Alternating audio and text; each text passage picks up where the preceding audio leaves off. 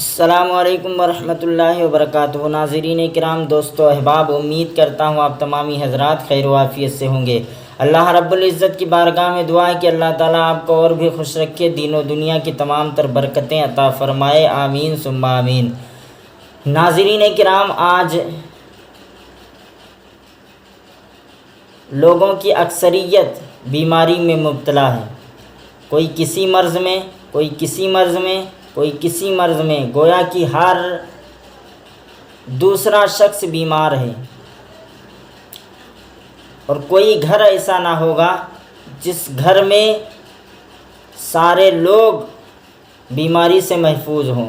کوئی نہ کوئی ایسا شخص ضرور ہوگا جو بیماری میں مبتلا ہوگا۔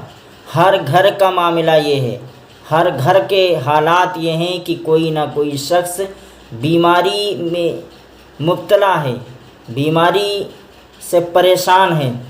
اس کی سب سے بڑی وجہ اگر میں کہوں تو یہ بھی ہو سکتی ہے کہ ہم نے اپنے پیارے آقا صلی اللہ علیہ وآلہ وسلم کے طریقے کو، ان کی سنت کو فالو کرنا، اس پر عمل کرنا ترک کر دیا ہے۔ ہم کھڑے کھڑے بھی کھا لیتے ہیں، اور ہم کبھی کبھی ایسا ہوتا ہے کہ بغیر بسم اللہ پڑھے بھی کھا لیتے ہیں۔ بہت ساری وجوہات ہیں، لیکن میں آپ کو بتاؤں، حضرت انس رضی اللہ تعالیٰ عنہ سے روایت ہے، حدیث پاک میں موجود ہے کہ رسول اللہ صلی اللہ علیہ وسلم نے فرمایا، جب کوئی شخص کھائے یا پیے اور یہ کہہ لے بسم اللہ وباللہ الذی لا یضر مع اسمہ شیء فی الارض ولا فی السماء یا حی یا قیوم،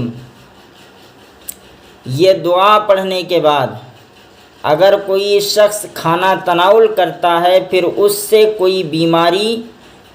کوئی بیماری نہیں ہوگی، اور وہ کھانا اسے نقصان نہیں کرے گا۔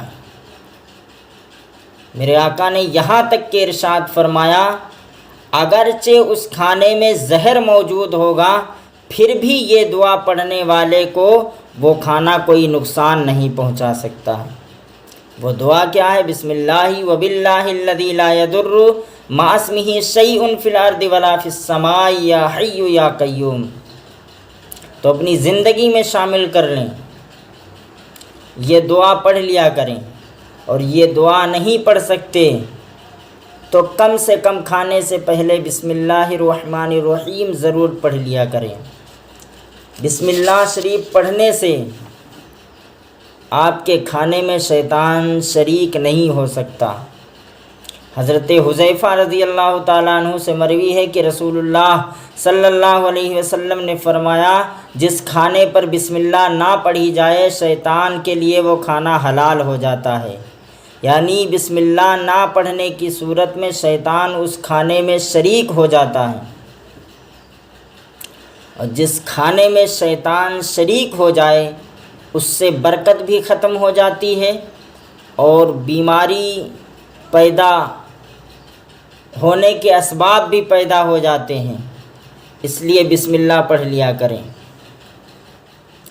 صحیح مسلم شریف میں حضرت جابر رضی اللہ تعالیٰ عنہ سے مروی ہے کہ حضور اقدس صلی اللہ علیہ وسلم نے فرمایا، جب کوئی شخص گھر میں داخل ہو، مکان میں آیا اور داخل ہوتے وقت اور کھانے کے وقت اس نے بسم اللہ پڑھ لی تو شیطان اپنی ذریت سے کہتا ہے کہ اس گھر میں نہ تمہیں رہنا ملے گا اور نہ تمہیں کھانا ملے گا، اور اگر داخل ہوتے وقت بسم اللہ نہ پڑھی تو کہتا ہے اب تمہیں رہنے کی جگہ بھی مل گئی ہے، اور اگر کھانے کے وقت بھی بسم اللہ نہ پڑھی تو شیطان کہتا ہے کہ تمہیں رہنے کی جگہ بھی ملی اور تمہیں کھانا بھی ملا۔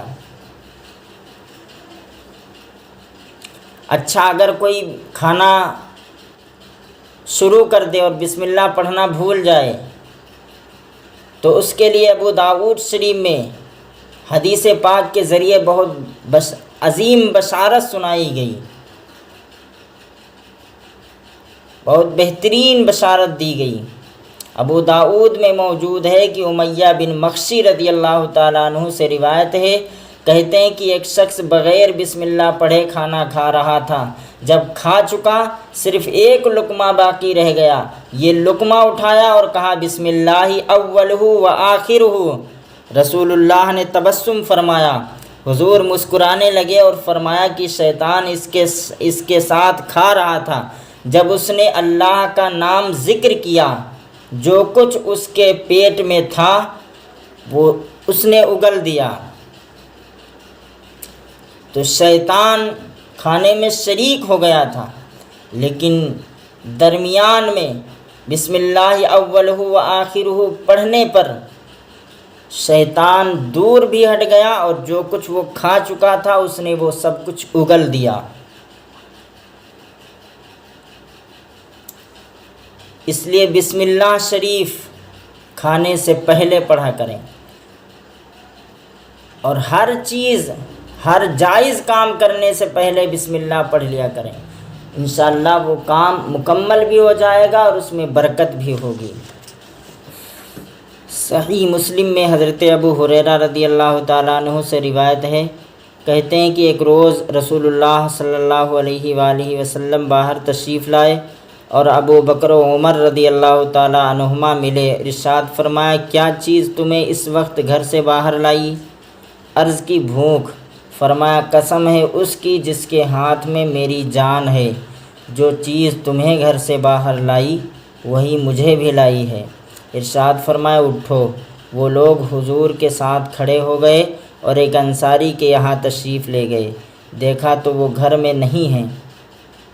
انصاری کی بیوی نے جوں ہی ان حضرات کو دیکھا، مرحبا اہلا و سہلا المرحبا کہا۔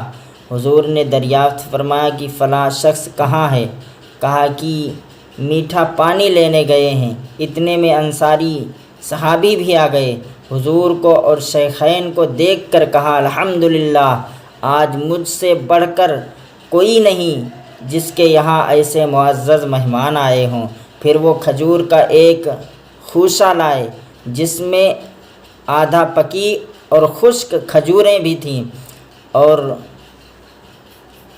رطب بھی تھے، اور ان حضرات سے کہا کہ کھائیے، اور خود چھری نکالی، یعنی بکری ذبح کرنے کا ارادہ کیا۔ حضور نے فرمایا، دودھ والی کو نہ ذبح کرنا۔ انصاری نے بکری ذبح کی، ان حضرات نے بکری کا گوشت کھایا اور کھجوریں کھائیں، پانی پیا۔ جب کھا پی کر فارغ ہوئے، ابو بکر و عمر سے فرمایا کہ قسم ہے اس کی جس کے ہاتھ میں میری جان ہے، قیامت کے دن اس نعمت کا سوال ہوگا، تمہیں بھوک گھر سے لائی اور واپس ہونے سے پہلے یہ نعمت تم کو ملی۔